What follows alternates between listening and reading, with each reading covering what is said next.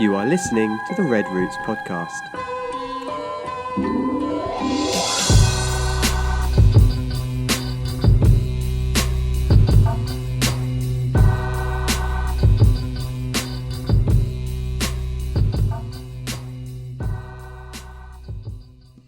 Good morning. Good morning. Good morning. Well, an excitable bunch today. You guys doing all right? Yep. Yes. Are you getting? I'm doing good. Oh, yeah. It's on, right? Yeah. You were just talking quiet. So we've been gone for a while. 2 weeks. We took 2 weeks off.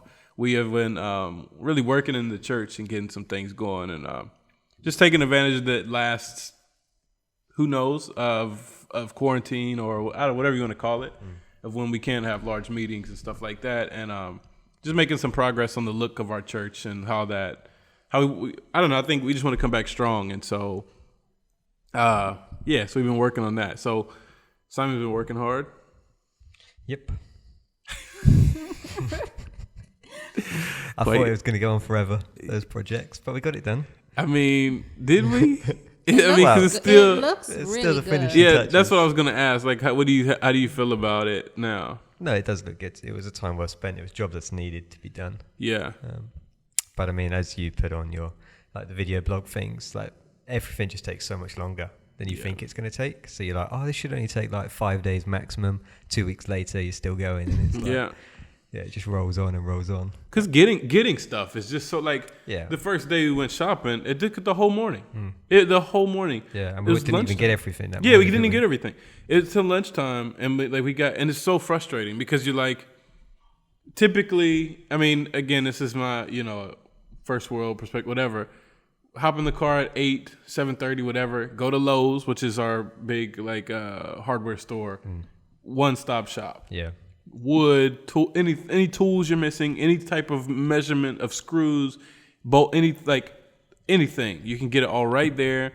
You get it. We could even spread out. Like the three of us go in, you get the screws, you get the wood, and I get the whatever. Yeah. And and then have time to stop for breakfast on the way back, and get started. We started by 9, but like here it's all morning, and we didn't. We couldn't even get started until. So that's already frustrating. And then it's like, I don't know. When you accomplish like something, you feel like, oh, you've done so much. You know what I mean? And so then it's getting everybody in work mode in the afternoon, and that's a thing. And yeah, then mixing paint, you got to do all the mixing and stuff yourself, and get all the colors right and blah blah blah, or not right. Yeah, and then like pre-painting the wall. Yeah. And then painting the wall. Yeah. And then after painting the wall.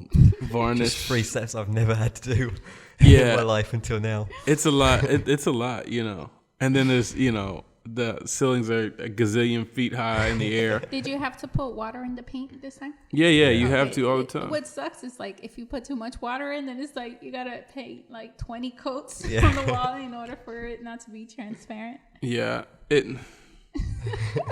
it's a lot of work, and then we did we did a stage design, or what is it called? Is that what it's called? Backdrop. A backdrop for our stage. Because before, I don't know if you're listening, you have seen any of our pictures or videos of our church. Like it wasn't ugly. It was just nothing. It was just a wall, And so I don't know. We just decided, like, again, just why not? Let's make it a home and not just a space where we meet, and like let's kind of put our own flair on it, or whatever. And so we did a backdrop, and that was another.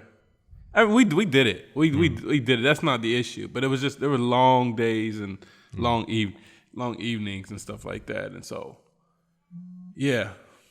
It looks good. Rudy and I were already talking about like that's definitely going to be the backdrop for the next worship cover. Oh yeah. I mean, it's gonna be the backdrop for everything because it's our church. Yeah. So it's like before, like that's the thing is we did the worship cover, and like we had to put like a. Like you can't tell by looking at the video, but we put like this fake wall with this horrible fabric, but in the video it looks great. You can't tell. In the video, it looks great or whatever, and so it's just black, and we put that back there. And not because the church was ugly. That's not. It's just that it's just a wall, and so it's like, oh, okay, there's a wall and instruments here. Let's do it in front of that. And so, but now it's an actual backdrop that's there, and so we can use that for everything, obviously for church, but then in all the videos and stuff, we can do it in front of there. So that'll be exciting. If you want to see that process, then our YouTube channel, we have it on our YouTube channel. We've, like Simon mentioned, we've been video blogging through it. And the final result has not been, they haven't seen it yet. My dad texted me we were chatting on FaceTime. He's like, can't wait to see this final product. I do feel like because you were vlogging every single day that it is drawn out for a viewer. Like, it's absolutely part 10. You get video 10, you get the results. But we need content. No, I like it. I enjoy watching it, because every day it's something different. But what is today? But you do want to see the end. So tomorrow, is it tomorrow or Friday, I think, is when you see. I don't know. It's we Friday. did this a week, 2 weeks, a week and a half ago. People are going to think it took us 4 months. Still working on it. It'll be done by Christmas. Christmas 2020 is when we have the big reveal of what it looks like. No, I mean, it's not a big reveal. It's just what it looks like. And we'll continue to show the progress that we do in different stuff. Which you mentioned, another thing that we've been doing since we've been gone is we've gotten back to video blogging. We just, I think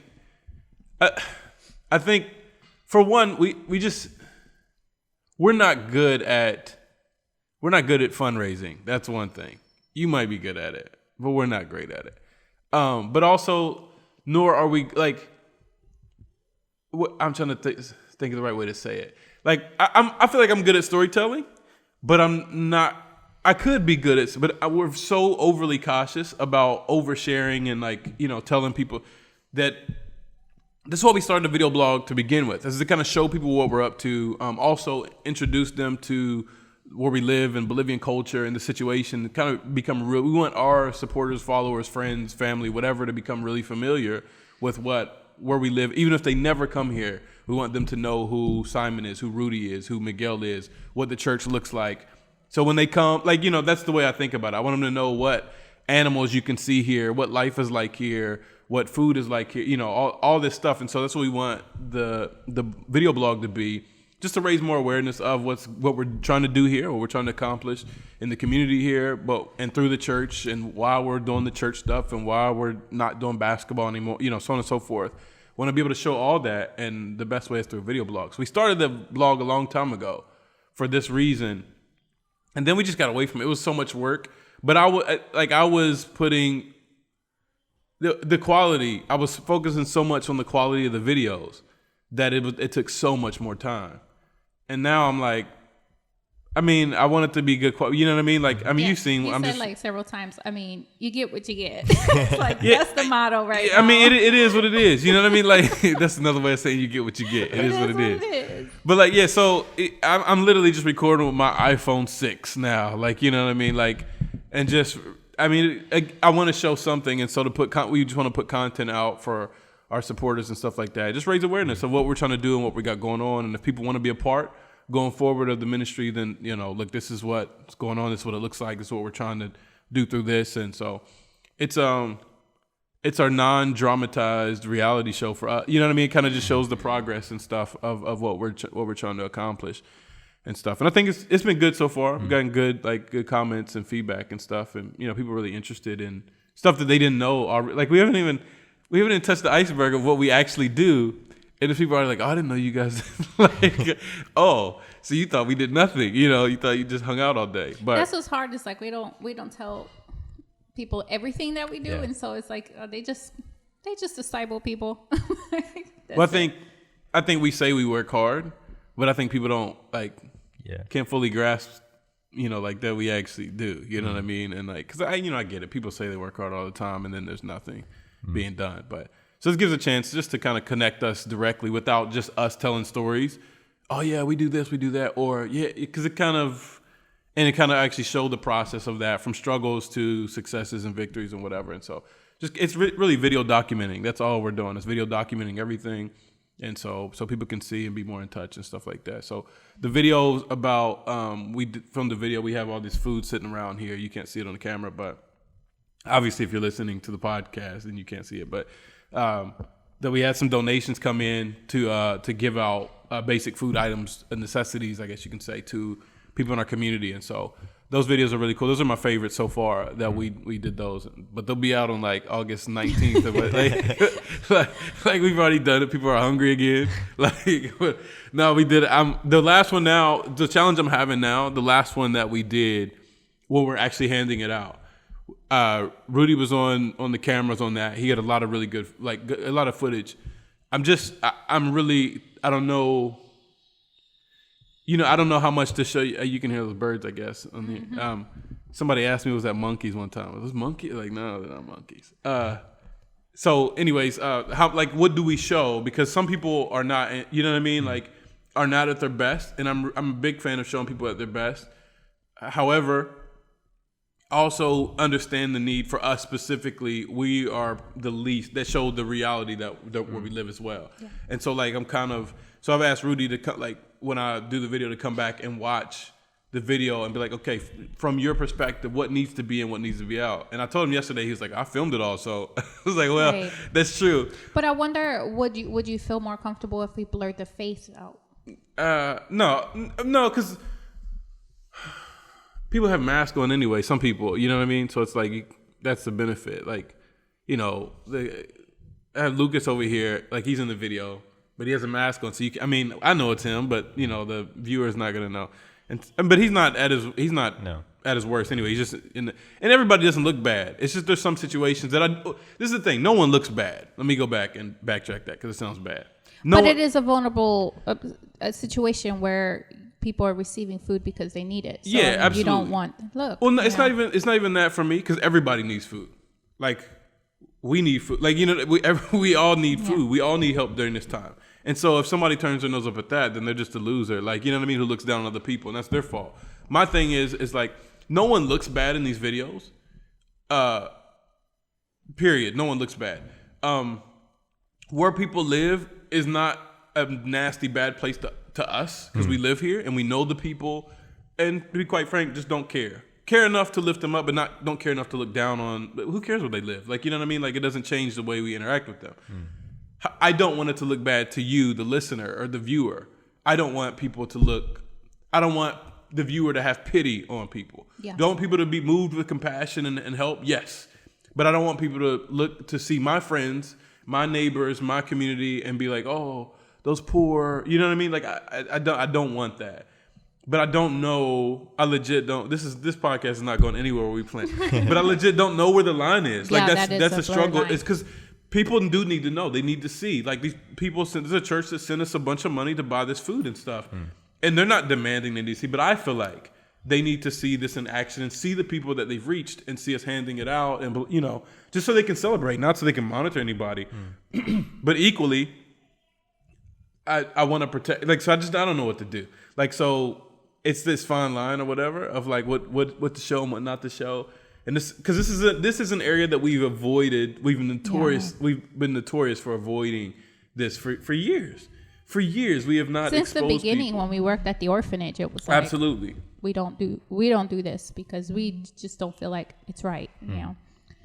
But then it's then you have the issue where people don't know what you're doing, or they just have to take you for your word. But it's not as impactful because it's not as moving. People I've sat through many services in church where they'll show a missions video and I'm just in tears because the person who edited the video did an amazing job at pulling at my heartstrings, And how do you do that? With imagery. You do that with showing pictures of people in their situation, in their home, wherever, you're ministering to them at or helping them at. And that's specifically been things that we want to avoid that to preserve the person's dignity, or because we have a relationship with them, and like Ramon said, we don't want people to have pity on them. So that is a very blurry line for us. I think a well done video. This is the thing. I guess the heart behind it as well, which is, I think our heart is in the right place on this issue at least. But we don't want the video to pull on people's heartstrings. Oh, we're going to show them this. Because, we got, when a dude with no arms comes out to pick up his stuff, you know what I mean? We can. And then you play the arms of an angel in the background. Wait a minute. No, that's not. Come on, man. I didn't mean, that song, though. It's oh. I can't believe this. That is no. Good Lord. Only said that song not because you mentioned a guy with no arms. That was just coincidental. That is the song people use in the videos with the animals, to get donations. Okay, never mind. Let's keep going. I've never hoped that no one listens to this podcast more than now. Good grief. But anyway, like, see, you messed this up. It's terrible. That's the worst example. All right. But my point is when, like, yeah, we took it, and there's a guy that doesn't have hands, and we took it out, and like and so that's in the video.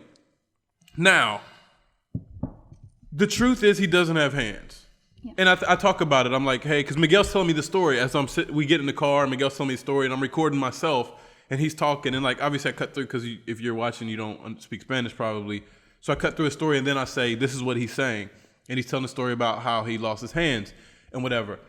I want people to see that and just be like, this is a great opportunity to help people. I don't want them to see like, oh, that poor soul with no, you know what I mean? Because that's not what he is. Like, you know, he plays on your football team, and like he's you know, and so, it's just tough, man. There's such a back and forth to it. But anyways, I think it's necessary, and yeah. And then some of the communities are poorer communities, and I think I mentioned that because like I'm just doing commentary between the things. Like I'm in the car and I'm talking about what we see or what we're seeing or whatever, and just, you know, talking about like that's the tough part for some of these communities is the access level is non-existent. So they're not getting like medical help. I mean, they could, but it's tough. It's way tougher in these areas and stuff like that. So I'm showing that and just talking about hopefully what I think is the reality of that, and not the like, oh, look at these poor people, send me money. Like that's not, you know. And so I don't know. Anyways, so that's the thing. How do you feel about it? You feel like we should just nix the whole video? I'm gonna show the video, but yeah, I don't know. I think like as I was sitting there next to Rudy as he was filming them, there were ones where you could sense, okay, this one we don't need to film. And he's still like... Yeah, there are other ones where it's like... There are other ones where the people are more than happy to be on camera. There are other ones... There's one in particular, the one with the kid that we know. He comes to football, comes to church, youth group and stuff like that. Back on the corner? Yeah, Mauricio. Oh, yeah. I don't think that one needs to be in there. Because he's in a tough situation. Yeah. I don't personally, I don't think that one needs to be in there. That's one of the ones I saw too, and I was just like... Yeah, because it goes the same conversation. As I was like, man, do I want to expose him like this? Because that's what I feel like. But then on the other side, it's like, but people need to know this is the reality that people live in. That is his reality. And so how can we? Yeah, that is the situation that he's in. But yeah, and it is that line of okay, this is what kids here are living through. Yeah. But equally, it's like, how much do you just want to put him on camera and they go, well, yeah, we're just going to make a video about your life kind of thing. Yeah. He would be the only one that I'd think maybe leave that one out. Yeah, let me think. Because he didn't do anything wrong by filming it. It just I think, and I'm thinking right now in this moment, like it looks bad. But then why does it look bad? But it looks bad because his house is not a great looking house. I mean, none of them, you know. But like, it's just not. It doesn't. It looks bad in that sense. From a first world perspective, it makes it. I think, and that's a good point because I think it will make you feel like, oh, this poor kid. You know what I mean? And like, and yeah, oh, this poor kid. That's great. But like, I don't want it to be like patting him on the head, like, this poor little boy. And like, because that's not what he is. Because he's a very confident young man. Absolutely. He's a really nice young guy. With reason. You know, he's got huge potential in a lot of areas and things like that, and so I don't think he looks down upon himself. I don't think he looks down on his situation. He shouldn't. And so it's just that thing. Okay, when we're putting him on a video that's making other people maybe look down on him, which he's not doing it to himself. That's where I start to become a little bit uncomfortable. And I think there's a huge miss between our cultures and here, the idea of what third world poverty looks like, and not even because this isn't even the poorest of the poor, and so this is third world. Lower class. Like this is so it's not in our world. It would just be a person that it doesn't have a lot of money or whatever. But when people from that would see it, it's like, oh my gosh, and like that's not what I want to communicate. So I don't know, man. It's a very, very tough. But that actually segues nicely into what we want to talk about today, as if like we planned it. Yeah. But I think like. Is what we're asking a little bit unrealistic. We wanting people to look at facts and judge whether they would want to help improve the situation or not apart from emotion. And because of our perspective in first world countries, these things move us to tears or to emotion. Yeah. And so, like, how realistic is it then to say, hey, man, this kid is poor and he's in a situation where he needs people to lift him up. He needs the church to help him out. But don't feel bad. Don't feel bad for him. He's totally fine. He doesn't see himself poor. Like, I don't know. You don't. It's just tough because what you said is exactly right. He doesn't see himself as poor, but what people are thinking. But I see him as poor. Like, you know what I mean? And it's not. We just identify so much. We place so much on people based on their economic situation and where they live. We place so much expectation or lack thereof on people's life based on how much money they have. Mm-hmm. And so it's like if a kid is rich and we have high expectations for him. If a kid lives in what we would consider the slums, even if it's not really the slums, then it's like, oh, that poor kid. And we don't maybe think this consciously, but he'll be lucky to even ever get a job outside of and that's not true either. Yeah. That's like this kid wants to study to be a doctor, and it's possible. So it's not like he's just dreaming big. Like it's very possible. Like it's not. So I don't know. Yeah, it's just tough because I do think that people need to see this. If we didn't know him, I think it would be a lot. And this is not a good thing, but I think it would be a lot easier to be like, hey, we saw this guy, blah blah blah. But I know this guy, and the last thing I would want for him to feel like is that he's being exploited. Yeah, exactly. He's being exploited, right? And because, I don't know. We talk about exploitation of people and when there's ministries dedicated to that, but as missionaries, we do that a lot. Intentionally or not intentionally, we exploit people's situations so that we can get more income on a monthly basis. And it's to help people, but what is that? You know what I mean? Like you're exploiting the people that need help to get money to help the people that need, and it just seems kind of like, and I don't want to do that. And so, I don't know. I would probably have to give it a few watches. And I'll probably let you give it a few spins as well. The rest of them, it's like whatever. Like there's a dead horse in one of the videos. Like I don't care. Yeah. Like you don't care about people who love horses and don't want to see a dead horse on camera. Do I care about people that love dead horses? Yes, but you don't care about the dead horse. I mean, what do you want me to do? Just I wasn't even a big fan of that horse when it was alive. So. Simon's the only person that celebrates. Well, yeah, to be fair, I do know that you felt bad for the owner. And I felt bad for the guy. Yeah, he's a good guy, man. Not for the horse. Yeah. So you don't know what we're talking about. First of all, because if you don't watch the video blogs, back to that. But then two, it hasn't come out yet. So came out to come to my office the other day, and we've mentioned before how people let their horses kind of wander around the neighborhood, or they'll tie them up here at the Fundación because there's like a field, not a field, they own the lot next door. It's their yard, I guess you could say. But there's a bunch of grass and stuff. So they'll tie them up there for the night. Anyway, came over to my office the other morning, and there's a dead horse laying under the tree. And so it's and so we walked past that, and the guy was out there, and we talked or whatever. Anyways. Our daughter was like, he's either dead or pregnant because his belly was so big. Yeah. She's pregnant with bloat. What is it called? Rigor mortis set in quick.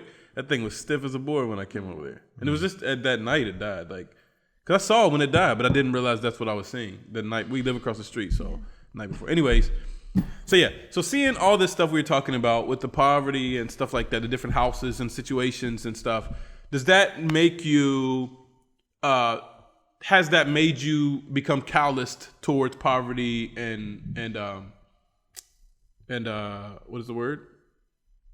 Towards poverty and brokenness. Has that made you become callous to the needs? Oh, Simon's looking at me. Okay, I will start with, I remember specifically a time when we lived in Cochabamba, Bolivia, where I realized I've become callous to this person's needs. And it was when I walked by an old lady with her child, and they were in the street. Physically very poor, and she was asking for money. And I didn't turn my face up at her like I'm better than her, but I'm so tired of this, And I was frustrated that everywhere I went, every corner, sometimes 3-4 times before you get to a corner, someone's asking you for money. And so, in the beginning, I'm like, yeah, I mean, what's a few coins to spare for them to feed their child or whatever.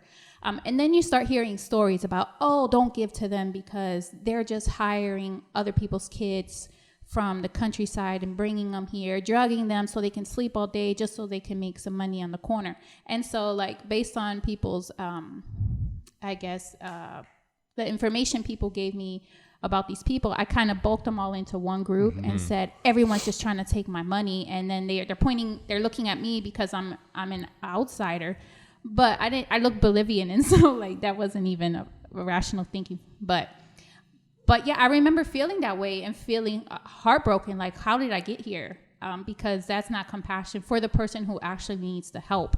And I struggled a lot with, well, where's the line? How do I balance this? Because I can't give to everyone. I'm not everyone's savior. I don't even have money to give to everyone. But I feel bad choosing who I'm going to give to also. Like, how do you make that decision? Who's worthy of my money and who's not? And so, yeah, I have become callous to seeing someone and I mean, that's just poverty. It's poor, you know. I don't know that I could have seen anyone in a worse condition and decide not to help them. And so I don't know if because I walked away saddened by my mindset that I will call it callous, because I guess if you're callous, you don't feel anything. It's just like, oh, whatever, you know. But I do remember specifically feeling at that moment where it's like, I'm consciously choosing not to help someone and they really need it, you know, and it's not like I'm not capable of it. That hurt me, you know, but I still felt it though. So I don't know if that's callous. Yeah, it's tough. And I think there's like you were saying, there's two sides to it too. Cause like living here and here you don't see many beggars, no. But in Cochabamba you saw like a lot more. And I remember there were two missionaries having a conversation that I know, or there's a missionary and there's another guy that does mission, like he travels around or whatever. And so the one guy was like, yeah, when I go there, I love to get, because like one guy made a comment about something about the beggar situation. And the other guy made a comment like, when I go there, I love to get a pocket full of change and give it to everybody. And I don't think he meant it like, well, I do this, and you're complaining or whatever. I do this. I don't think he meant it that way, but it did come across that way. And it's like, I remember thinking to myself, look, pal, like, but you're there for like 7 to 10 days. Yeah. There's a huge difference, like, between living there and seeing this every single day. And so it's not, yes, should we give and help them? Yes, but it's not as simple as like, oh yeah, just fill up your pockets with coins and give them out every single day. Because you do see the same people every single day. Then they start to identify you, like, let me go to this person. Yeah. And then the ask goes from a few coins to 300 Bolivianos. Yeah, and on the like, show up to your house and like, you know, and I'm not justifying not giving, but I'm just saying it's not as simple as like, oh, just give. And when I'm there, I just give. And again, I don't think he meant it that way, but it did come across that way. It's not that simple, you know what I mean? Because again, we live here and it's the reality that we live in every day. And yeah, so that's the other side of that too. Is like, it's not like just like, yeah, give them money. You know, it's a complex issue there specifically. You say. Yeah, no, I think in those situations you do have to be wise to it. Like when I was in Santa Cruz, I think I've shared the story before, but there's a kid sat outside the mall, and his feet were all teared up, not in good condition. He can't have been older than 13, 14. And Santa Cruz has a problem with kids living on the streets as it is. So you're never quite sure, like, okay, is this kid begging or is he living on the streets? What's his situation back? So I spoke to him and he was like, hey, I need like 30 Bolivianos to buy shoes. And I was like, okay, well, I'll buy the shoes for you. I don't want to give you the 30 Bs, but I'll buy the shoes for you. And as we got more and more into that conversation, like I became more and more uncertain about it, because I was like, well, there's a shop over there that sells shoes. And he was like, oh, no, that one doesn't do shoes. And I knew it did do shoes. And he was like, oh, I'll take you somewhere where I buy shoes. Thinking, I'm not going to go with this kid to somewhere that I don't know this city. He was like, oh, it's like 2 blocks that way. And I was like, I'm not going to go with that. And he was like, oh, you could just give me the money. And I was like, oh, just go buy shoes. And he was just adamant that I wasn't going to go off and buy the shoes for him, that I had to either give him the money or I had to go with him. And I was like, okay, all of a sudden I'm now uncomfortable in this situation.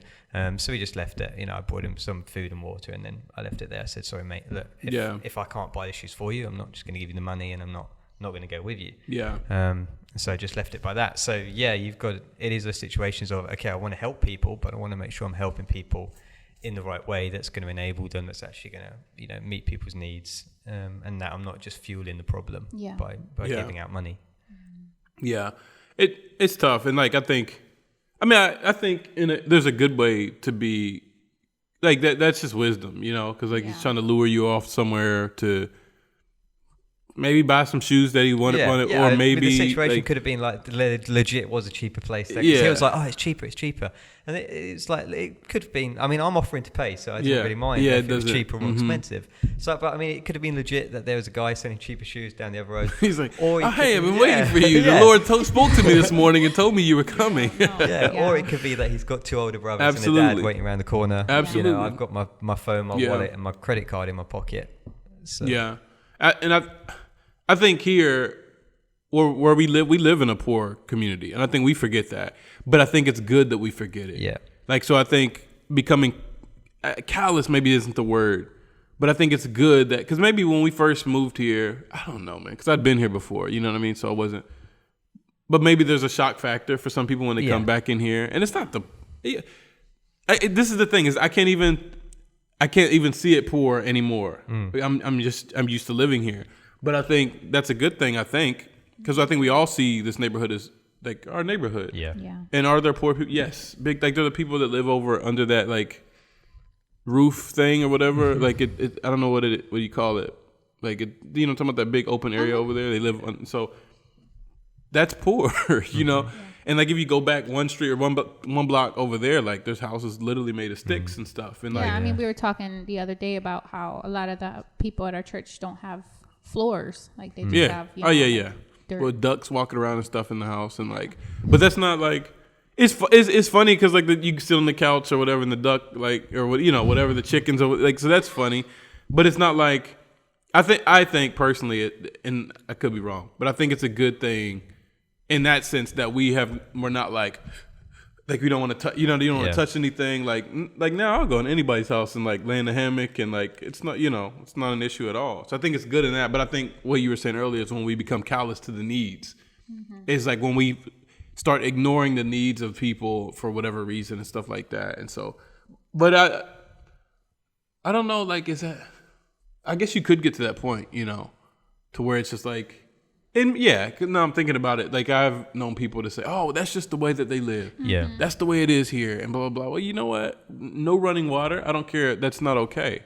They have babies and kids and whatever. That's not that. There's no. That's just the way they live here. I don't care if that's the way that they've lived here. This is a better way, and this is not me like being a colonizer or whatever. You need to take that's not. But this is like a healthy, change that can change your life, And so, but I don't think any of us are like that. I don't think we've gotten to that. But there is a weird zone of like of just walking down the street and just talking to your neighbors and stuff. And I'm not consciously thinking about the needs of each individual all the time, but I do think about it. You know what I mean? But I think to identify an individual by their needs all the time is dehumanizing as well. Yeah. So that's the guy that's the guy with no running water. Those are the poor people. Those are this. So, you know what I mean? The people with the stick house, the people with this. Yeah. And that's a dehumanizing. But at the same time, there's the other extreme of that, of like I was just saying, is like, oh yeah, they just live like that. Yeah. Oh, that's Tom. Yeah. He lives like that. And well, like Tom is struggling. Okay, you do need to notice that. You know what I mean? But I think a big part is being in touch with your community, just like you're in touch with your friends. Your friend can be a multimillionaire and have the biggest house and all his needs and whatever. But if you're close enough to him, you know when something's off and when he has a need. And so I think here, if we're in touch with the community and and we do get used to seeing, we know where people live. That's just what it is. We've gone to their houses. We've eaten, dinner and cold fish and stuff over their houses and whatever. Like, that fish was cold, dude. Yeah. Anyway, sorry. Another story for another day. But yeah, like we've done all that.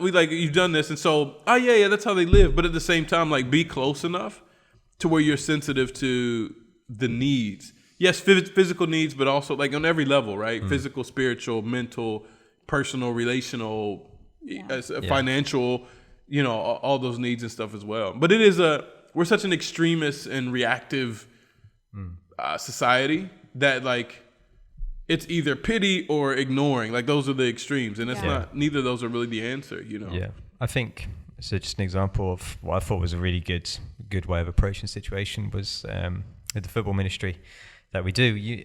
The kids that come there, you know, in the back of your mind that a lot of them have a lot of like come from really difficult backgrounds, have lots of complicated situations. But yeah, like you were saying, you can't see them as, oh, this kid is abused, or this kid doesn't have this, or this kid doesn't have that, because that would just wreck you emotionally, and then all of a sudden you can't engage with them on a level, because they're not coming to football like crying and things like this. And so you want to engage with them. If they've been happy and positive, then you want to be happy and positive with them as well, and engage with them and be friendly and build relationships with them. And there was this one kid, 15-year-old, he comes to football training quite regularly and things like that, and we're just sitting around having like a water break and something, and some of the kids were like mocking him, like joking at him, being like, hey, you always wear the same stuff, like you always wear the same clothes every day to football training, like that's dirty, you need to wash your, like it was always coming wearing the same shorts and stuff like that. He was like, well, I don't have any other shorts and I want to come and train, so I just use this one. And both myself and Sam heard it, and we tell the other guys, hey, just leave him alone, like those kind of things, and carry on with the football. And then afterwards, Sam is like, hey, I think I've got some football shorts back in the office. Let's go have a look. And so we went back to the office, had a look for some shorts. And just Sam managed to find like 6, 7, 8 pairs of shorts and t-shirts and things like that. And so he put them in a bag. And then the next day, at the end of training, when all the other kids had gone, we called Sergio back, and then just gave him the shorts and t-shirts. And was like, here you go, man. Yeah. And now you got some more stuff. And that was meeting someone's needs, but doing it in a dignified way. It wasn't like dignity. Calling him in front of all the kids and being like, everyone give him a round of applause, we're going to give him shorts and tea. Like, it wasn't that. It was just on the side. Yeah, if other kids need them, they can come and talk to us as well. But it's like, we know you need these, so we're just going to give these to you now. Yeah, meeting that need. Dignity is that's the word you said. That's the key word, I think. That's a word that we try to like pound, and we use a lot because of that reason. It's like, how can we help people without sacrificing their dignity, you know what I mean? And like treat them with dignity and whatever. And so I think that's the fine line there of like, because some people on the other end of that, some people don't even accept the reality that they need help.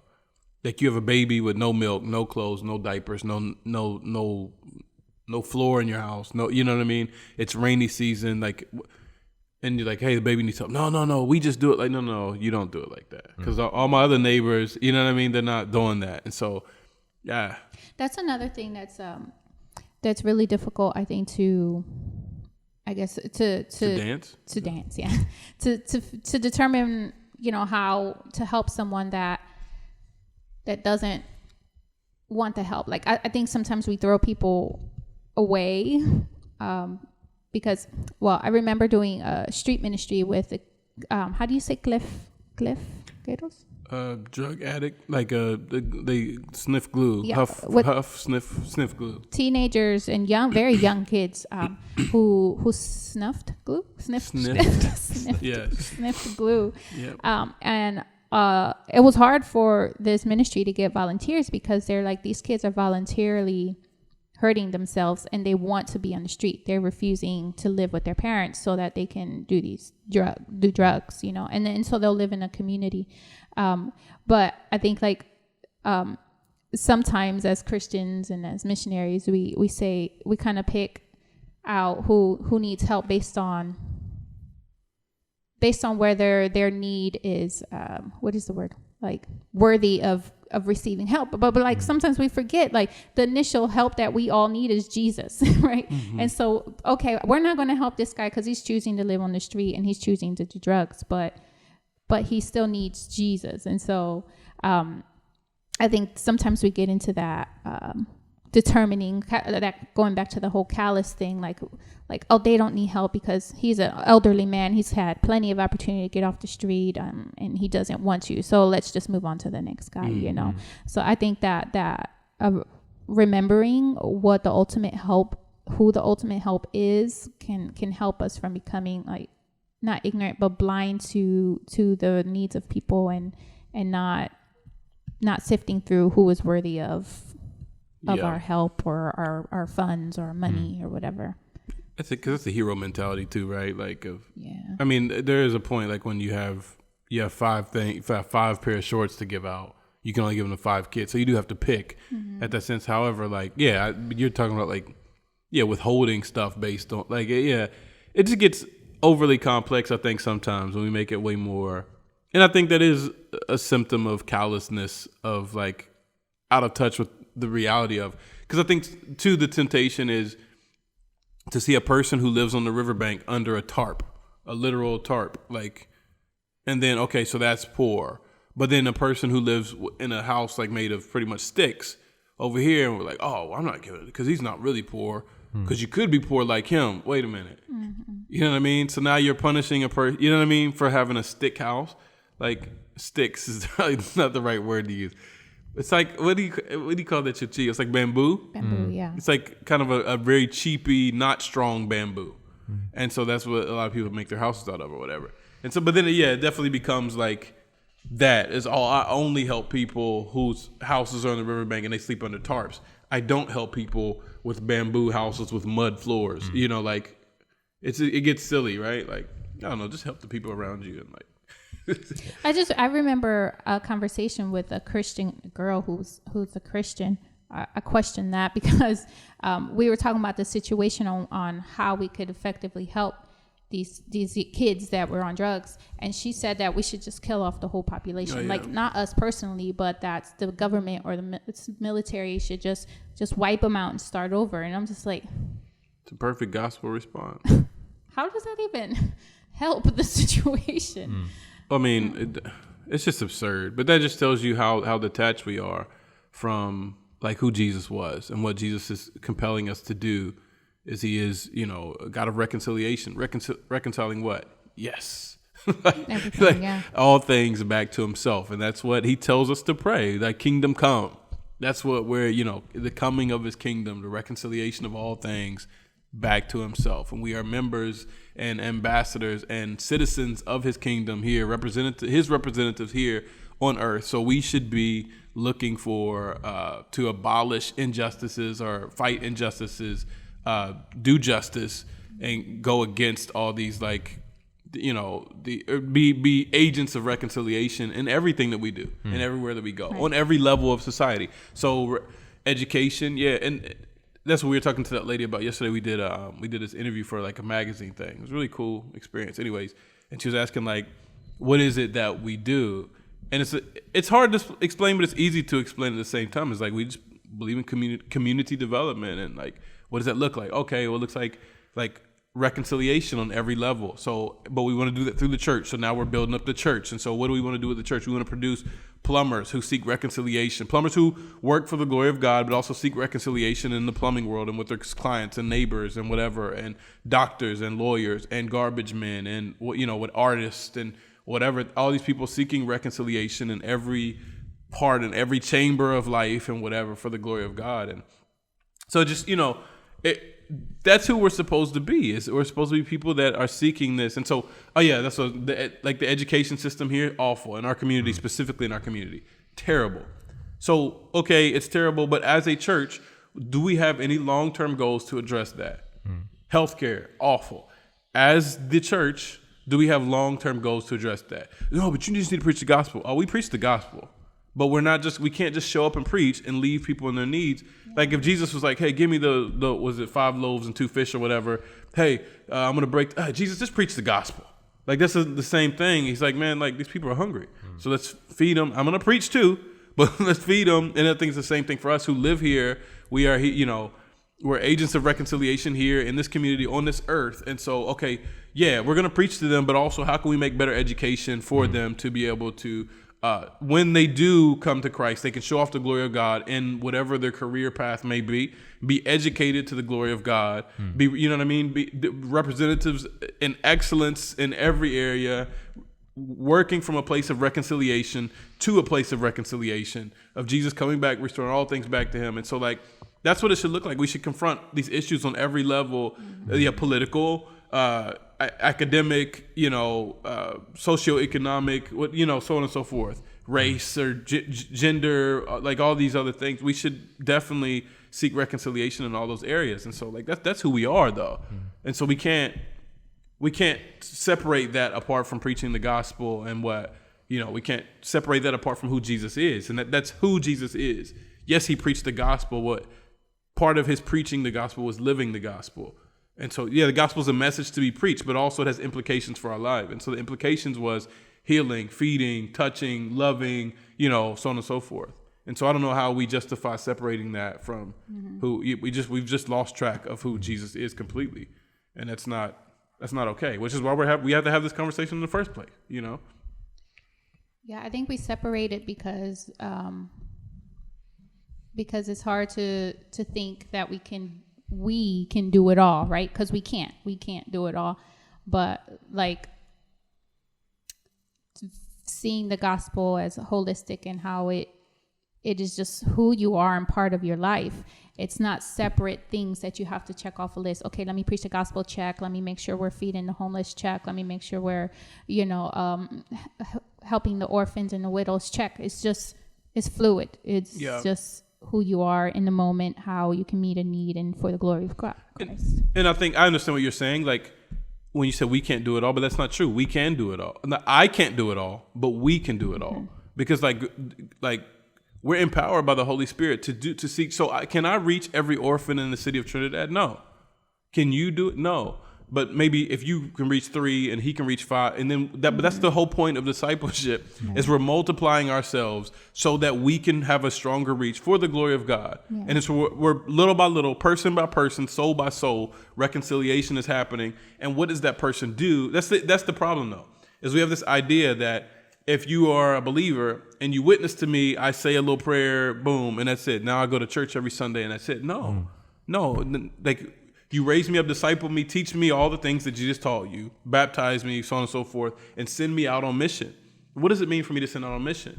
Is you send me out to make disciples that make disciples. And so we're just constantly multiplying, and not just in our faith and what we believe or what we sing or giving offering to the church, not just in those things, but we're multiplying and seeking justice and being agents of reconciliation. So when you think about if the church comes alive, and church comes, we're praying about revival and all this other stuff. We just want to have church every day. Yeah. Revival has nothing to do with that.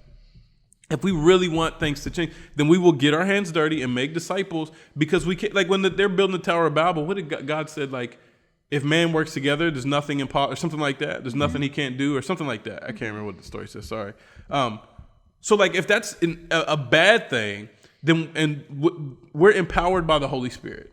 So what can we do together? Again, through the Holy Spirit, not just us being capable, right? Yeah. But his capability, like what does he want to do through us? Not as individuals, but us as a body. Yes, obviously it breaks down to the individual level. But us as a body of believers, what does he want to do through us? Yeah, we can reach everybody. We can at least get the message out. We can at least love everybody in this city. But we can't do it with just us at this table, counting Rudy, we can't do it as our church is as now. That's why church growth is important. Not for the cameras, not for the offerings, not for the wow, look how many people, not for that type of stuff. Like it's so that we can reach more people for the glory of God and that Jesus be glorified in Trinidad, Bolivia. And if Jesus is glorified in Trinidad, Bolivia, then Jesus will be glorified in Beni, Bolivia. If Jesus is glorified in Beni, Bolivia, Jesus will be glorified in Bolivia. If Jesus is glorified in Bolivia, Jesus will be glorified in South America, so on and so forth. But the issue is that we're not focused on Jesus being glorified because we don't want to get the dirtiness and the nastiness and the patience and the frustration and the disappointment that comes with discipleship. Yeah. It's long-term and it's nasty and it's dirty and it's not sexy. It's not, it's not any of these other things that are flash in the pan. You can raise a bunch of money doing it. It's not those things. And so we can do everything, but we're not doing everything. We can't do everything as is, but if we multiply as we're supposed to and commanded to, then we can do everything. Now, will everybody on earth be saved? No, unfortunately, because some people just they're not going to want to, But at the same time, we can address issues in our society. We can make a difference. We definitely can. We, together, through Christ, obviously, and with the leading and guiding of the Holy Spirit, which he's already pushed us to justice and reconciliation. We know that the whole Bible is about that. And so we already know that's what he wants. And so, but it's us. We're the problem, Yeah. I think it's that long-term mindset that I think is what brings about the callous. Yeah. Is that right? Yeah. Callous mentality is the long-term, the no quick fix, easy solutions. Like it's easy to become callous about the education system here because you think, oh, that's just what it is. So, like for example, one of the young people at our church, she volunteers, Liz Vanya, she volunteers with a lot of stuff. She went to the school down the road. Terrible school, absolutely terrible school. Just call it what it is. It's a terrible school. She left that school to go to another school, and I was so pleased. I was like, that's great. She's left that school. She's going to another school now. She'll get a better education and better opportunities. But that's not where it should stop. I shouldn't then be satisfied because Liz Vanya is no longer going to that school, because there are hundreds of other students that are still going to that school that aren't getting the same education. And a lot of those students are from this neighborhood are not in a position where they can change school, where they can go to a different school, where they can go to a paid school. They're not in a position to do that. But it's so easy to become callous to that situation and just say, well, that's just the education. That's just that school. It sucks. There's nothing we can do about it. It's a big thing. Yeah, because it is. It's massive. So, okay, how do you change an education system? How do you change a school? How do you change the mentality of teachers? How do you change the mentality of a principal who's meant to be running the school? Which they're not. It's just a free-for-all at that school. So it's like, how do you change it? And so it's easy to become callous to that and just be like, well, I'll just work with Liz Vanya. I'll just work with Joel. And then, one at a time. And I think sometimes you do have to work one at a time, but you can never lose the sight of, okay, actually, it's not just Liz Vanya that we want to get a better education, but we want to get a better education. It's all those kids that attend that school that we want to get a better education to. Another thing as well is like the trash in our streets. It's so easy to become callous to the mindset of, we live in trash, because trash is just always around us. Our roads are just rubbish. They're always torn up.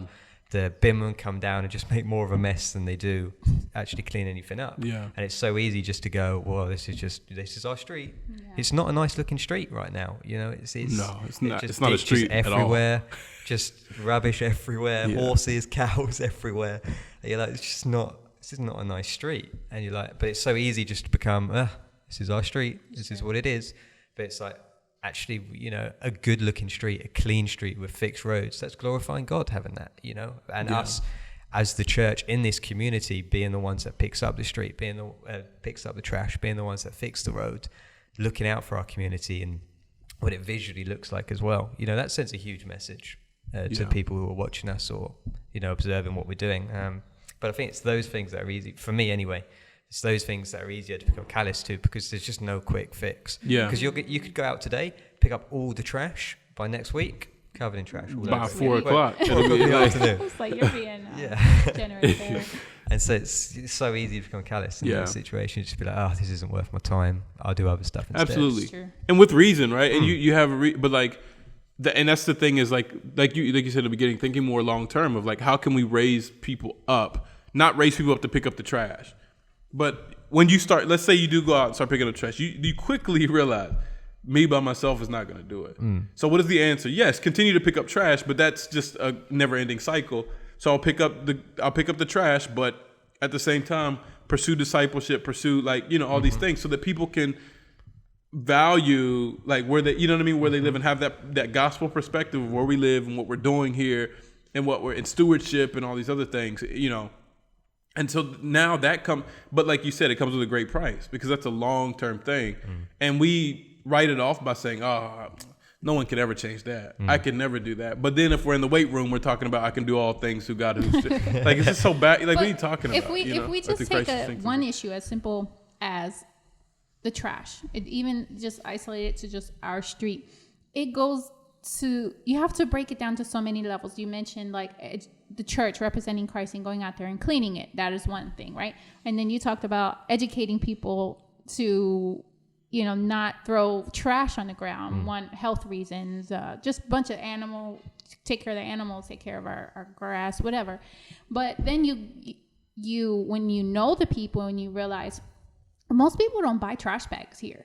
Yeah. People just have old, recycled whatever they can find to throw their trash in. And then who's taking the trash to the dumpster? The kid. What's the kid doing? Dropping it. It's like a 4-year-old kid, because the parents send their kids to do everything here. And so it just goes So a little bit more deeper than, like you said, even just one thing like the trash. Then it's like, well, how many trash bins do you see around our neighborhood? Not many. So it gets just dumped on the corner right by the little river thing. What's that called? Yeah, creek. The little creek. And so then you're like, as a church, we have to then put trash cans out there, and then make sure they're not ones that people can take and steal, because then it won't help. So you got to get it put down into the ground. It's just one thing. It becomes a lot bigger project. But that's why there should never be, because this is just our community. Every community has issues like this, or every city, I should say, in some community. The church should never get bored. Ever get bored. There's so always something else to do. Well, but it's just never ending. It is ending when Jesus comes back and reconciles all. But until then, we work towards that. We don't just sit and wait and say, "Oh, that's just the way it is." If we can like help and love our community by putting simple trash bins on the corner, why are we not doing that? It's a good idea, by the way. We're going to do that. Just so you know, we are going to do that, because the only one is right here. We need one on that corner. I mean, on every corner we can do it in our community. So good idea. We will do that. Write that down. I'm gonna talk about it this afternoon. Anyway, so we are doing Put that. it on the board. No, we are doing it. Like, it's not, for me, it's not debatable. But anyways, and I know who can make them. Danny makes them. The guy that. So anyways, neither here nor there. So get ready for that video blog of putting up. Coming 2022. Yeah. The upload queue is so long. 2022. Like the queue for the upload is so long. That's the opposite of what used to be. If you go back to our channel and look at the first few videos, it always starts with, "Well, it's been a while, guys." Yeah, every single video. Now it's like you can't get enough.